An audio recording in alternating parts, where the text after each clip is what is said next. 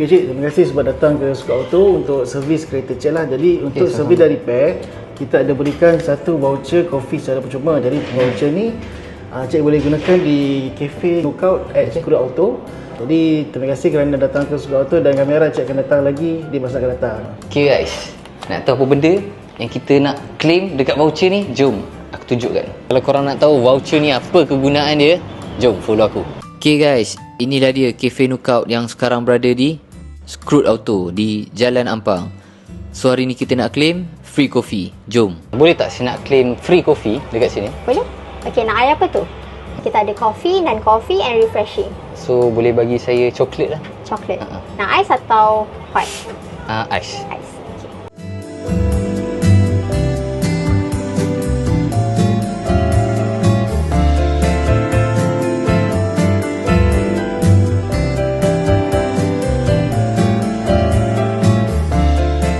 Okay, jom guys kita rasa. Hari ni saya order coklat guys. So nak tahu rasa coklat dia macam mana, kita sedut dulu.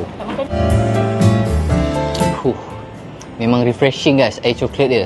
So untuk korang yang datang ke Scoot Auto Jalan Ampang yang buat repair dan buat servis, make sure korang claim voucher kopi percuma. Dekat mana? Dekat Lookout. Okay, betul-betul dekat depan Scoot Auto. Sambung layan guys.